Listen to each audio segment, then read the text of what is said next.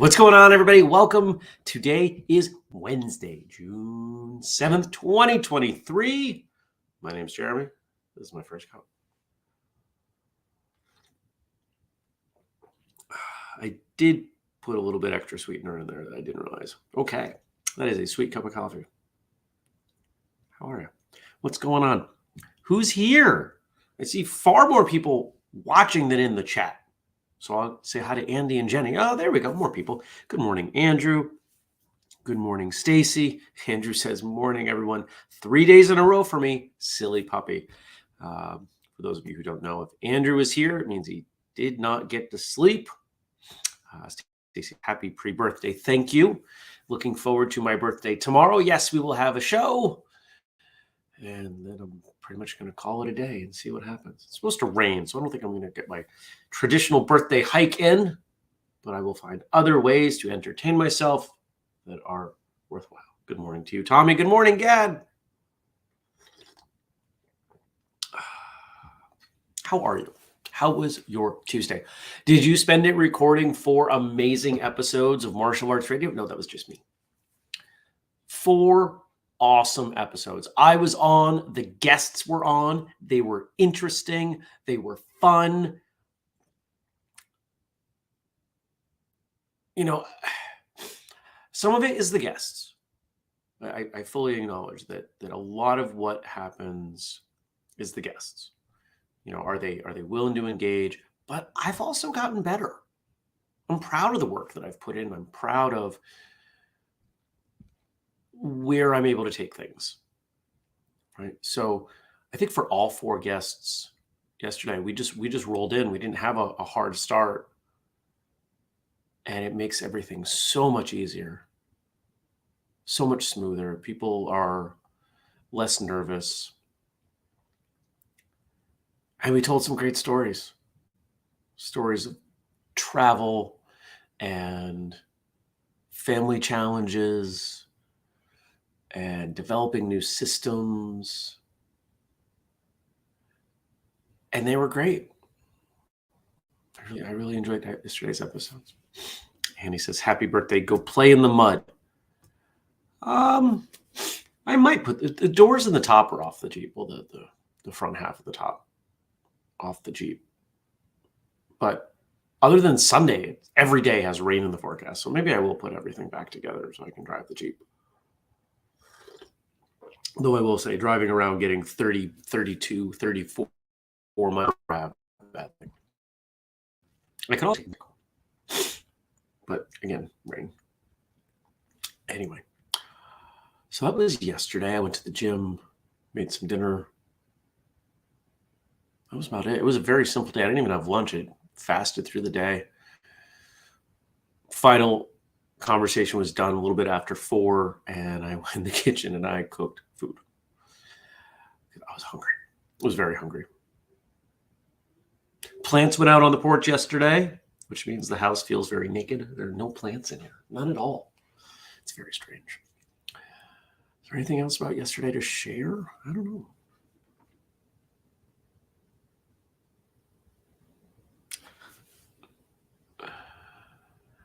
I don't know if I told you, I've been watching Tulsa King with Sylvester Stallone. I think it's the best acting he's ever done. It's really a good show. And it's just interesting to see him mature as an actor and get something that, you know, has some depth to it. Not a lot of depth in Rocky. Not a lot of depth in The Expendables. Not a lot of depth in Rambo. But in Tulsa King, yeah, some nuance to those characters. Good morning to you, Liz. Good morning, Dennis. Everybody do me a favor, hit that thumbs up, that like button. So a package came in yesterday, and I'm going to show you two things with it. Two product samples for Whistlekick that I wanted to look at before we made them live on the site. First one is a smaller bag. Same material, same manufacturing process, same company that makes the full-size duffel, but this is like a half size. It's probably about half the physical space, maybe even less of the full-on duffel, but it's got some nice touches to it. The zipper pulls are pretty good, and this is the same pattern that we stuck in the hood, right? So I've been trying to use this. I like this design. Put a lot of time into it, and there you go. So this bag will show up on the website soon. Dennis says overnight bag. Exactly. That's kind of what I'm thinking of it as. Good morning to you, Frank.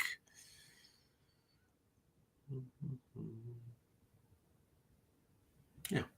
Now here's the other one. The one I'm really excited about. I posted about it on my Instagram story. Pants. Look at these pants. Okay. Mostly polyester, a little bit of stretch.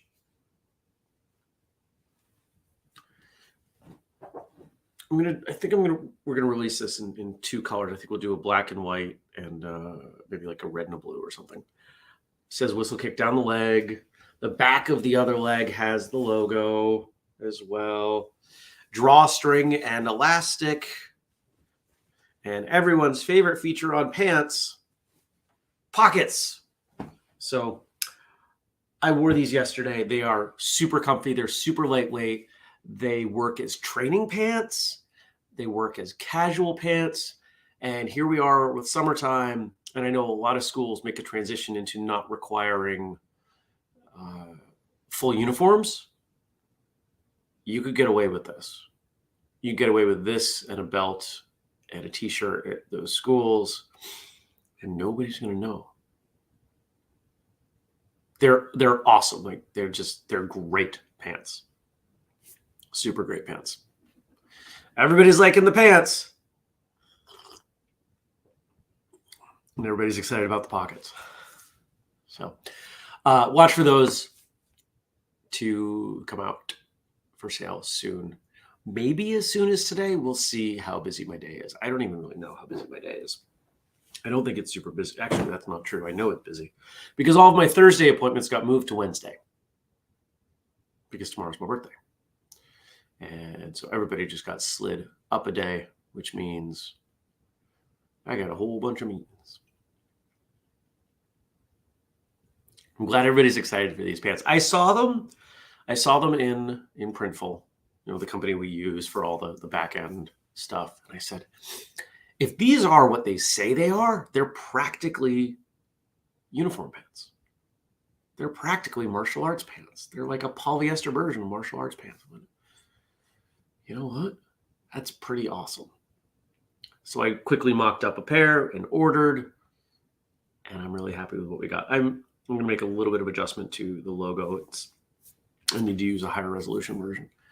But other than that, they're great. So stay tuned.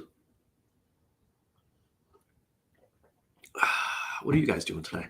What are you up to? Anything fun after work or instead of work? Or did you do something fun yesterday instead of work or after work or before work or during work? Love to know.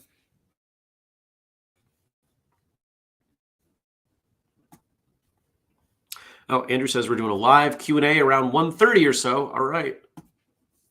Well, I will be at the office, so audio quality. We'll figure it out.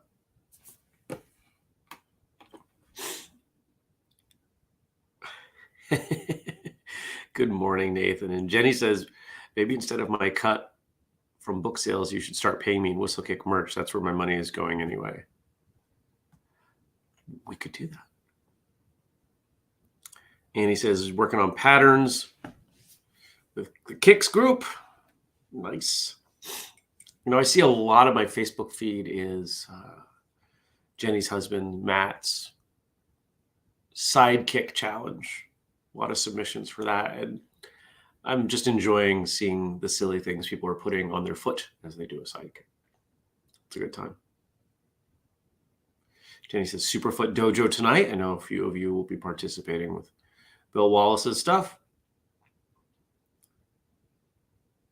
Stacy says, docs for diabetes and starting the next level of PT in the afternoon. I hope next level is an improvement. So awesome.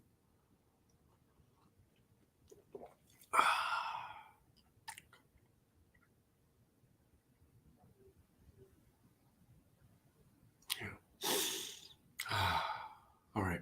Let's see what Frank sent us. Thank you, as always, to Frank for all that you do for the show. Pardon my sniffling. Thank you to Josh for our theme song and Denise for the audio feed.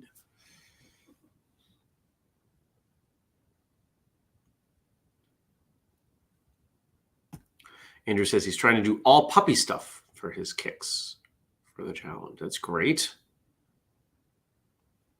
And Jenny says, the sidekick challenge is bringing me so much joy. Matt and I have lists of the things we want to use for the challenge so we don't do the same things. That's funny.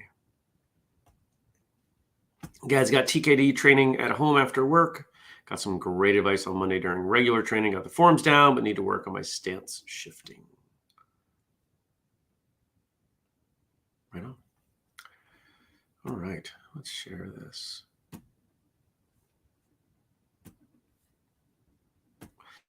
Today we've got 3 quotes from Og Mandino, who I would love for one of you to tell me who this is, because I don't know who this is.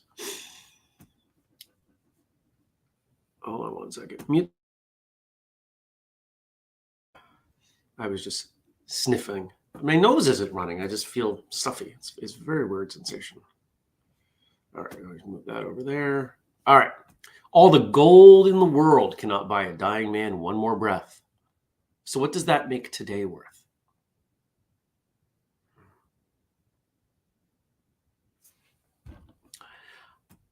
I've seen this happen a few times where, somebody will go out and they'll say, they'll kind of do interviews on the street sort of deal. And somebody will, with a microphone, will ask a passerby, hey, if I could give you $1 billion, but you die at, the end of the year, would you take it? And nobody says yes. And maybe there's somebody that says yes, but almost nobody says yes. And they probably edit out the people who do say yes. And they use that concept in the same way here to prove that our time is more valuable than our money. Because you can't replace time. You can always make more money. You can't make more time. We have to spend our time in ways that make sense, that balance making sense for the right now with the future.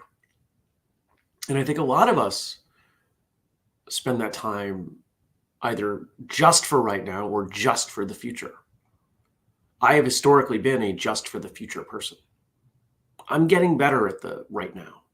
Here's a great example. I want to wake up at 5 a.m. and do my morning routine, all the things that I've got before the show. I got to bed late Sunday. I got to bed late Monday. And I got to bed early yesterday. Didn't fall asleep as quickly as I would have liked. But I slept well. When I woke up, I just said, I'm still tired. I'm not rested. And I struggled with myself for a minute. I could get another hour of sleep. And I said, Jeremy, if there's a time to relax and rest a little bit and feel justified in that, it's the day before your birthday.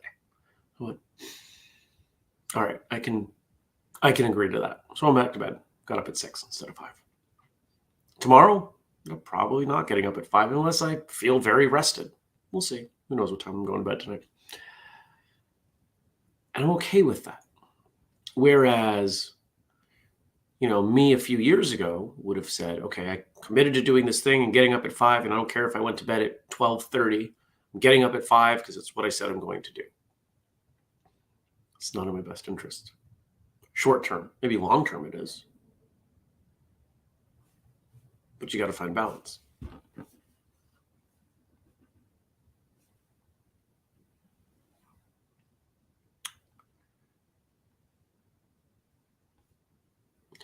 Stacy says Og Mandino wrote The Greatest Salesman in the World. Thank you. I am unfamiliar with that book. I'm assuming book, not play.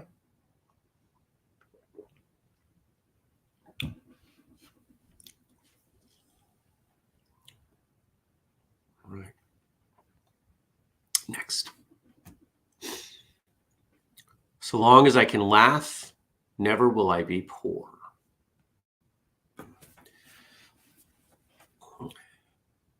Laughter is so I've said this before. Laughter is so universal that it occurs not only in every culture in the world, but it occurs in animals. Animals can find things humorous, and I don't just mean primates. If you have a dog or a cat, you know that dog or cat has laughed at you at one point. You've seen it. You see dogs smile, right? Humor is something that is so deeply hardwired to us. It's something that if you look at it biochemically, laughter is incredibly powerful. And it's something that most of us have too little of in our lives. Which is why I'm okay with martial arts schools being fun and funny. Maybe not all the time. There is such thing as serious fun. But just as with martial arts, what's the noun in serious fun? It's the fun. Martial arts should be fun. Fun doesn't have to be casual. Fun can be serious. When we have fun, we want to continue. When your students have fun, they want to continue. When you and your students are having fun, great things happen. One of the martial arts schools that I work with, the first thing that I found when we started working together was the owner wasn't having fun. I was like, oh, we got to change that. If you're not having fun, nobody else is going to have fun. Nothing works if you're not enjoying yourself in owning and running a business, martial arts school or otherwise. You have to find some enjoyment there. And it doesn't mean that you wake up every day and go, wow, I have the best life ever. That's where I want to help you get to. But not everybody starts there. In fact, very few people get there. But to wake up and go, you know what? There's some good stuff going on today. I'm looking forward to it. That's awesome. That's where we want to get to. And we can get there pretty quickly if you permit yourself to have fun. Take care, Andy. Take care, Andrew.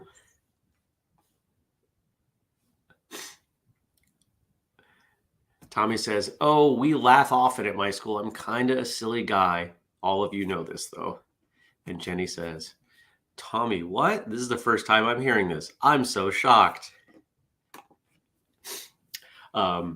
Sarcasm. I posted something yesterday on TikTok, and I asked people, I said, it was something about why. About the difference in your why, which is something I often ask because I get great answers. And somebody responded, when I started training, I wanted to learn to kick people in the head. And now I teach. So I replied, and so now people pay you to teach them to kick people in the head, or people pay you to kick them in the head. And the person didn't realize I was being sarcastic. And so they did a reply video explaining in more length. And I was like, no, I was just joking around. Sorry. I didn't use any emojis. Don't forget the emojis. Parents pay martial arts instructors to beat on their kids. That's kind of neat.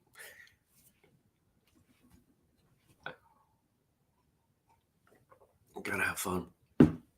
While I was recording episodes yesterday, the back of my brain, I've talked about this before, that my brain does this thing now where it operates in parallel.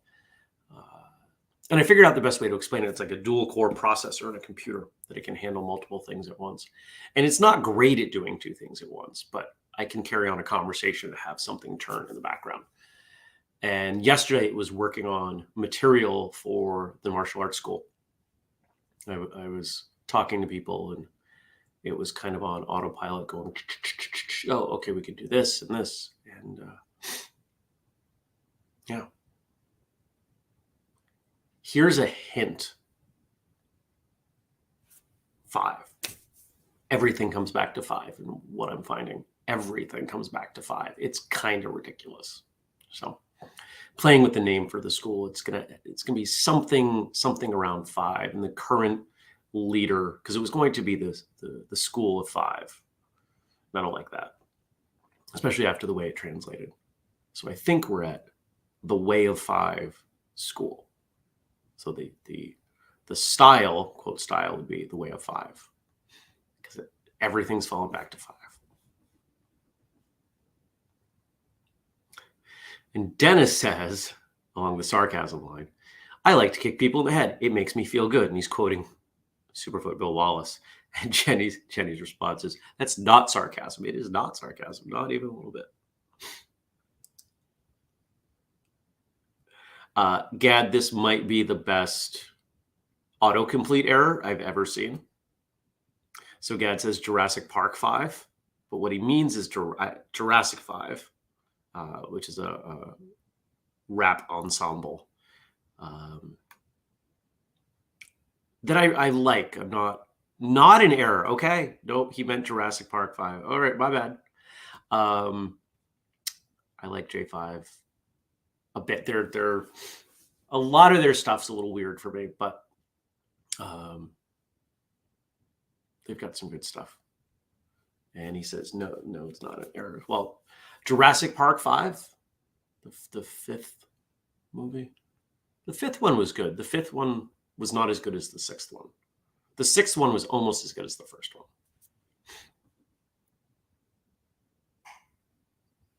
Stacy says, 5, I have an entire research paper on the importance of 5 in philosophy, nature, martial arts. I am a 5 nerd. I would love to read that if it's not overly long. And I'll tell you where it started, and then we'll finish up with our last quote. If you look at the psychology of choice, people, and honestly, this is stuff I pay attention to because of marketing. 3 to 5 choices. People like 3 to 5 choices. If you give somebody 2 options, they don't really feel like they're making a choice. They need 3 at the minimum. But when you go above 5, if you give somebody 20 choices, they struggle. 5 is the kind of upper max. So 3, 4, 5 choices. But when we're talking about martial arts, I wasn't going to be able to build a martial arts system around 9 techniques, 3 by 3. But I've built a martial arts system around 5 by 5. 5 blocks, 5 stances, 5 punches, 5 kicks, 5 miscellaneous strikes. 25 techniques is all I need to teach you. You'll figure out the other ones on your own. You teach someone a front kick, they'll figure out an axe kick.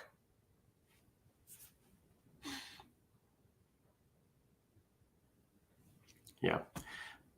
So Gad says, it was a pun on the movies and the rap group. Also not really into them, but I like What's Golden. The song What's Golden is awesome.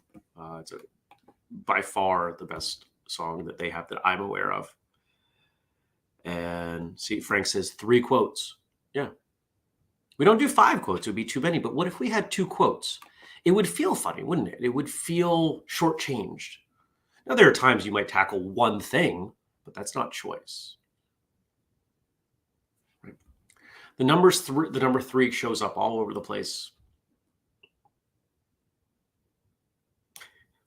Gad says, I built a system around 2x4. First and only technique, whack them over the head with the 2x4. Do you guys call them 2x4s in Europe? Because 2 centimeter by 4 centimeter is not, it doesn't work. It'd be very small. Be a very small board. Thank you, Stacy. That's great. Appreciate it. All right, where's our last quote?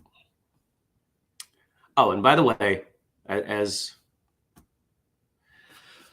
I mentioned, I figured out some other things over the weekend when I was driving, and one of those things, without going into detail, relates a lot to the Whistlekick family page and a way to connect the dots on what I'm going to do with my own martial arts school with the Whistlekick without it being, kind of like forcing it in there. Because for me, it's all the same stuff. As business units, they are not. The customers will not, though there will be some overlap, right? But there's a way. And the way that I have figured out is good for everybody. So that's kind of cool. All right. Gad says, no, they don't use 2x4s, but he's well-versed in American.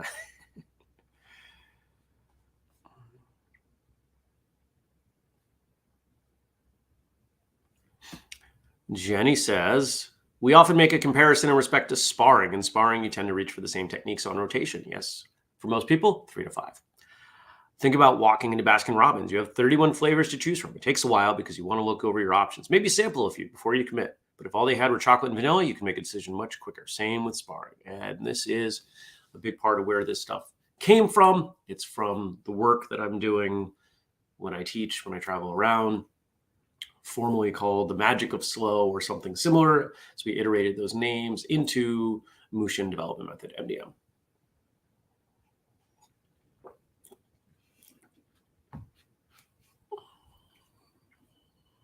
Tommy says, 3 is everywhere. I've done research on 3 and 8. 3 far more prevalent. I like the 5 idea. Wheels turning now. Well, what do 3 and 5 add up to?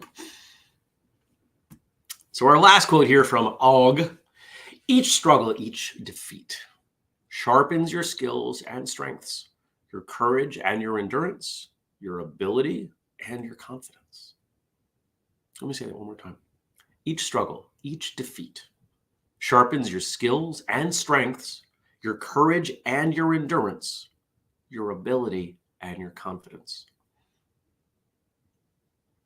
We learn by making mistakes, by screwing up, by not getting it right, by not doing it perfectly. If you look at the way human beings learn, especially at younger ages, we give them opportunities and then they don't succeed and they try again. And the example I give when I teach, babies learning to stand or to walk. If a baby stands up and falls over, nobody yells at the baby. They encourage the baby. Keep trying, you can do it. Somewhere along the line, though, we stop encouraging. We tell people, oh, you didn't get that right on your 3rd try. You should probably find something else. What would happen with the world if we continually encouraged people to work on the things that they want to work on? I had a conversation with someone the other day about there's a flavor of homeschooling that some of you may be familiar with, the others may not, called unschooling. The idea that kids, general premise, kids want to learn, simply help them learn about the things they want to learn, and they'll pick up the skills they need, right? Like they'll figure out reading. They'll figure out basic math. They'll figure out most life skills, at least as good as they do in public school, if you encourage them to learn on their own and provide the resources they need to self-direct. And I think that there's really something in there. For most of us, we, at a very young age, learning gets outsourced, encouragement gets outsourced. And I think a huge part of what we face in society today is due to the way public schools mess us up. I'm not a big fan of public schools. I've said before, if I had kids, they wouldn't be going to public school. Probably wouldn't even be going to private school. They would probably be homeschooled in some way. So, but what do we do with that? We can always learn more. We can always encourage more. We can always be encouraged more. And we can always try again. See, I think for most of us as martial artists, trying again is so deeply buried in us that we don't realize that it's different from the way most of the world works. How many of you have had a technique or a form or something that just doesn't happen? I was talking to one of the guests yesterday. We were talking about similarities between different martial arts. And I gave the example that in Taekwondo, the form that I learned Poen is so similar to which I can never remember the name either. The form is so similar to the Ishinryu karate version of a form called Nahanshin that I cannot keep both forms in my brain at the same time. And what I have done back when I was concerned about testing for Taekwondo is, as we got close to the testing, I would just have someone go over the Taekwondo version with me a bunch of times, and I would do my best to forget temporarily the Ishinryu version of the form. And I could hold on to it through testing, but even right now, the way that I would do the Taekwondo version is I got to do the Ishinryu version and then remember that it starts in the opposite direction. And there are a few reference points where it's different, but I can't do it. Now, yet I can do a bunch of Taekwondo forms even now, even though I haven't done them in years, that I learned before and after. I don't know where we got there.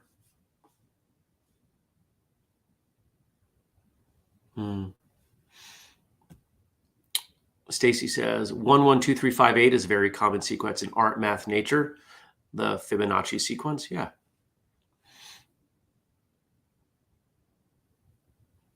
It's what I find most fascinating about Fibonacci is you see it as things build organically. The best example being, like a Nautilus shell, that the building of the segments follows that sequence. And you're not going to outsmart nature. You work with nature. If that shows up all over the place, it's probably a good reason.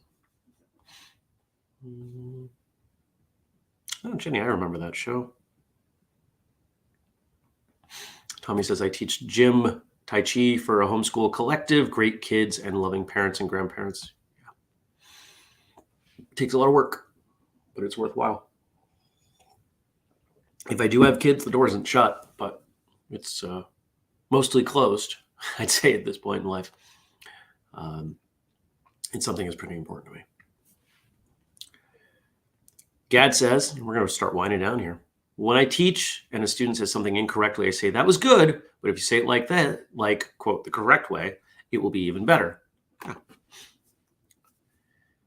The worst thing we can do is stop people from trying and to create a culture that stops people from trying. And the last two things I'll say, well, maybe not. My last two thoughts that I want to share. And one of these came up in conversation yesterday on one of the episodes. Martial arts schools where the culture is that the higher ranks do not demonstrate and they don't show that they're bad. They have things that they're working on, that they're wrong. And what does that do? It convinces students that there's a point in time where you're perfect, but you're not. You're never perfect. And one of the things I've seen is that I've definitely seen a correlation between schools where the high ranks, the top of the top instructor, the owner, does things, shows things, and acknowledges their imperfections. Hey, I'm in charge here. Theoretically, I'm the best of all of us, and I still screw up. That shows your students that it's okay to make errors. And if they're okay making errors, they'll keep trying. If they're not okay making errors, they won't. What's the greatest fear in Western culture? Maybe even broader than that. When surveyed, people generally say public speaking. Why are people terrified of public speaking? Because they don't want to be embarrassed. Because most of us go through public school where we are beaten into an aversion for doing anything that's embarrassing.